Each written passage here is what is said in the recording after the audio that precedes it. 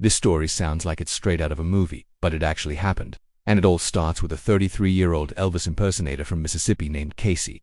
Casey lived a pretty quiet life. He performed at small events, wore the shiny Elvis outfits, did the voice, the hair, the whole thing. It was his pride and joy.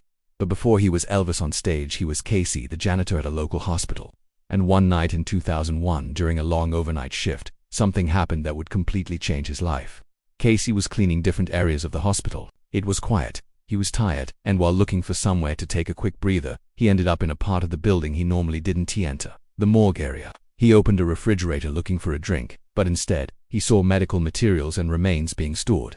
It was standard hospital procedure, but seeing it up close shocked him. He panicked, ran out, and told his co-workers what he'd seen. Word got back to hospital management. The next day, Casey was called into the CEO's office. They wanted him to sign papers acknowledging he'd entered an unauthorized area. Casey refused to sign, not understanding why it was such a big deal. Because he wouldn't sign, the hospital fired him. And this is where the story takes a sharp turn. Casey was always someone who questioned everything. So instead of accepting that hospitals simply store medical materials, he convinced himself something suspicious was going on. The idea grew and grew until he believed the hospital was part of a secret operation.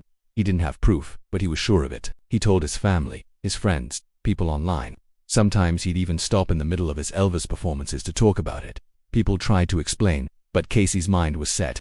He decided to take his concerns to government officials, meeting with a state representative and a senator. Both listened politely but told him there was nothing to investigate. To Casey, their rejection was just more proof of a cover-up.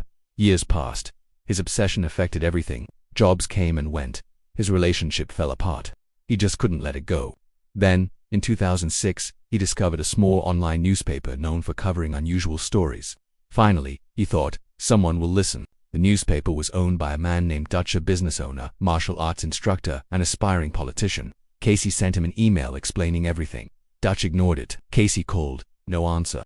Casey eventually found him in person, but Dutch turned him away. He didn't want to be associated with anything that might look unprofessional. For Casey, this was the final rejection. He snapped. He turned to social media, creating fake accounts and posting about Dutch photos, comments, accusations, anything he could think of. Dutch eventually found the posts and reacted. He started checking Casey's online pages, figured out his performance schedule, and contacted venues to get his gigs cancelled. It became a bitter, petty online feud that lasted for years. But in 2013, everything took a turn neither of them expected. Dutch got into some legal trouble unrelated to Casey and served a short sentence. When Casey saw the news, he mocked him relentlessly online. Dutch was embarrassed, angry, and desperate to make the harassment stop, and that's when he made a decision that would destroy his life. In an attempt at revenge, he created letters containing harmful substances.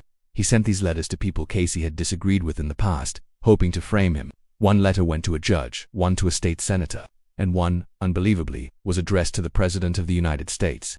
Because of that letter, the situation immediately became a major federal case. Authorities stepped in. They analyzed the letters and saw references that looked like things Casey had written online. They saw his history of being upset with officials.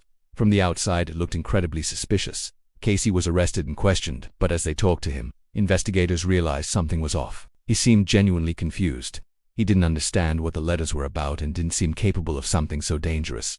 Eventually, an agent asked him, "Do you have any enemies? Anyone who might want to do this to you?" Casey instantly said one name. Dutch investigators followed the lead.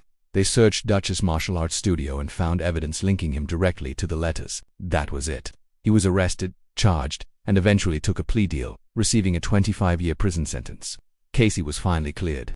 A feud that started with a misunderstanding and grew online ended in a federal case, and an Elvis impersonator nearly took the blame for a crime he didn't commit. It's a shocking reminder that once something goes online, it can spiral in ways no one ever expects.